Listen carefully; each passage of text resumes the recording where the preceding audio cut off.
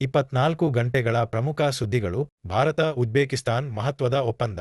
ನವದೆಹಲಿಯಲ್ಲಿ ನಡೆದ ಉನ್ನತ ಮಟ್ಟದ ಮಾತುಕತೆಯಲ್ಲಿ ಭಾರತ ಮತ್ತು ಉಜ್ಬೇಕಿಸ್ತಾನ್ ಪ್ರಮುಖ ಖನಿಜಗಳು, ಗಣಿಗಾರಿಕೆ, ವ್ಯಾಪಾರ, ಇಂಧನ, ಮೂಲಸೌಕರ್ಯ, ಭದ್ರತೆ ಹಾಗೂ ಶಿಕ್ಷಣ ಕ್ಷೇತ್ರಗಳಲ್ಲಿ ಕಾರ್ಯತಂತ್ರದ ಸಹಕಾರವನ್ನು ಮತ್ತಷ್ಟು ಬಲಪಡಿಸಲು ಒಪ್ಪಿಕೊಂಡಿದ್ದು, ಆದ್ಯತೆಯ ಕ್ಷೇತ್ರಗಳನ್ನು ಗುರುತಿಸಿವೆ.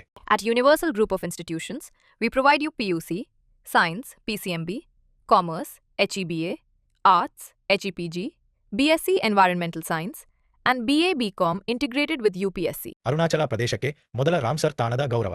ಅರುಣಾಚಲ ಪ್ರದೇಶದ ಗ್ಲಾ ಲೇಕ್ ಗಲೋ ಲೇಕ್ ಭಾರತದ 101ನೇ ರಾಮ್ಸರ್ ತಾಣ ಹಾಗೂ ರಾಜ್ಯದ ಮೊದಲ ರಾಮ್ಸರ್ ತಾಣವಾಗಿ ಘೋಷಿಸಲ್ಪಟ್ಟಿದೆ.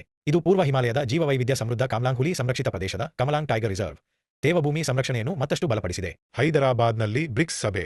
ಹೈದರಾಬಾದ್ನಲ್ಲಿ 2ನೇ ಬ್ರಿಕ್ಸ್ ಆಡಳಿತ ಸಮಗ್ರತೆ ಕಾರ್ಯಪಡೆ, BRICS governance integrity working group ಮತ್ತು ಆಸ್ತಿ ಮರುಪಡೆಯುವಿಕೆ ಜಾಲ ಆಸೆಟ್ ರಿಕವರಿ ನೆಟ್ವರ್ಕ್ ಸಭೆಗಳು ನಡೆಯುತ್ತಿದ್ದು, ಗಡಿಪಾರ ಹಣಕಾಸು ಅಕ್ರಮಗಳು, ಪಾರದರ್ಶಕತೆ, ಹೊಣೆಗಾರಿಕೆ ಹಾಗೂ ಸದಸ್ಯ ರಾಷ್ಟ್ರಗಳ ನಡುವಿನ ಬಲವಾದ ಅಂತಾರಾಷ್ಟ್ರೀಯ ಸಹಕಾರದ ಕುರಿತು ಚರ್ಚೆ ನಡೆಯುತ್ತಿದೆ.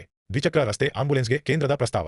ರಸ್ತೆ ಸಾರಿಗೆ ಮತ್ತು ಹೆದ್ದಾರಿ ಸಚಿವಾಲಯ MoRTH ಕೇಂದ್ರ ಮೋಟಾರು ವಾಹನ ನಿಯಮಗಳಲ್ಲಿ ತಿದ್ದುಪಡಿ ಮಾಡಿ ದ್ವಿಚಕ್ರ ರಸ್ತೆ ಆಂಬ್ಯುಲೆನ್ಸ್ಗಳಿಗೆ ಅನುಮತಿ ನೀಡಲು ಪ್ರಸ್ತಾಪಿಸಿದೆ. ಇದರಿಂದ ದೂರದ ಮತ್ತು ಸಂಚಾರ ದಟ್ಟಣೆ ಇರುವ ಪ್ರದೇಶಗಳಲ್ಲಿ ತುರ್ತು ವೈದ್ಯಕೀಯ ಸೇವೆಗಳನ್ನು ವೇಗವಾಗಿ ಒದಗಿಸುವ ಉದ್ದೇಶ ಹೊಂದಿದೆ.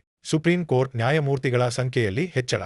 ಲೋಕಸಭೆಯು ಸುಪ್ರೀಂ ಕೋರ್ಟ್ ನ್ಯಾಯಮೂರ್ತಿಗಳ ಸಂಖ್ಯೆಯನ್ನು ಮುಖ್ಯ ನ್ಯಾಯಮೂರ್ತಿಯನ್ನು ಒಳಗೊಂಡಂತೆ 34ರಿಂದ 38ಕ್ಕೆ ಹೆಚ್ಚಿಸುವ ತಿದ್ದುಪಡಿ ಮಸೂದೆಯನ್ನು ಅಂಗೀಕರಿಸಿದೆ. ಓಟ್ನ ಹೊಸ ಮೈಕಾಲ್ ಆಪ್ ಬಿಡುಗಡೆ. TRAI ತನ್ನ ನವೀಕರಿಸಿದ ಮೈಕಾಲ್ ಅಪ್ಲಿಕೇಶನ್ ಬಿಡುಗಡೆ ಮಾಡಿದ್ದು, ಇದರ ಮೂಲಕ ಗ್ರಾಹಕರು ಕರೆ ಗುಣಮಟ್ಟವನ್ನು ಮೌಲ್ಯಮಾಪನ ಮಾಡಬಹುದು, ತಾಂತ್ರಿಕ ಸಮಸ್ಯೆಗಳನ್ನು ವರದಿ ಮಾಡಬಹುದು, ತಮ್ಮ ಪ್ರತಿಕ್ರಿಯೆಗಳ ಇತಿಹಾಸವನ್ನು ಪರಿಶೀಲಿಸಬಹುದು ಹಾಗೂ ಮೊಬೈಲ್ ನೆಟ್ವರ್ಕ್ ವ್ಯಾಪ್ತಿಯನ್ನು ನೈಜ ಸಮಯದಲ್ಲಿ ಪರೀಕ್ಷಿಸಬಹುದು. OPEC ಸೆಪ್ಟೆಂಬರ್ ತೈಲ ಉತ್ಪಾದನೆ ಹೆಚ್ಚಳಕ್ಕೆ ಅನುಮೋದನೆ. ಸಭಾತಾಯ ಸೆಪ್ಟೆಂಬರ್ 2026ರಿಂದ ದಿನಕ್ಕೆ 1,88,000 ಬ್ಯಾರೆಲ್ ತೈಲ ಉತ್ಪಾದನೆ ಹೆಚ್ಚಳಕ್ಕೆ ಅನುಮೋದನೆ ನೀಡಿದ್ದು, ಸ್ವಯಂಪ್ರೇರಿತ ಉತ್ಪಾದನಾ ಕಡಿತದ ಹಂತದ ಹಿಂಪಡೆಯುವಿಕೆಯನ್ನು ಪೂರ್ಣಗೊಳಿಸಿದೆ. ಆದರೆ ವರ್ಷಾಂತ್ಯದವರೆಗೆ ಪ್ರತ್ಯೇಕ ಉತ್ಪಾದನಾ ನಿರ್ಬಂಧಗಳು ಮುಂದುವರಿಯಲಿವೆ. MSME ತಿದ್ದುಪಡಿ ಮಸೂದೆಗೆ ರಾಜ್ಯಸಭೆ ಅನುಮೋದನೆ. ರಾಜ್ಯಸಭೆಯು MSME ಅಭಿವೃದ್ಧಿ ತಿದ್ದುಪಡಿ ಮಸೂದೆ 2026 ಅನ್ನು ಅಂಗೀಕರಿಸಿದೆ. ಇದರಡಿ ಕೇಂದ್ರ ಸಾರ್ವಜನಿಕ ವಲಯದ ಸಂಸ್ಥೆಗಳು CPSEs ತಮ್ಮ ಬಿಲ್ಗಳನ್ನು ಟ್ರೇಡ್ಸ್ ವೇದಿಕೆಯ ಮೂಲಕ ಕಡ್ಡಾಯವಾಗಿ ಪಾವತಿಸಬೇಕು ಹಾಗೂ ಮಧ್ಯಸ್ಥಿಕೆ, ಪಂಚಾಯಿತಿ ಮತ್ತು ತೀರ್ಪುಗಳ ಪಾವತಿಗೆ ಕಟ್ಟುನಿಟ್ಟಿನ ಕಾಲಮಿತಿಯನ್ನು ನಿಗದಿಪಡಿಸಲಾಗಿದೆ. ಇನ್ನಷ್ಟು ಉಪಯುಕ್ತ ವಿಡಿಯೋಗಳಿಗಾಗಿ ನಮ್ಮ ಚಾನೆಲ್ಗೆ ಸಬ್ಸ್ಕ್ರೈಬ್ ಮಾಡಿ.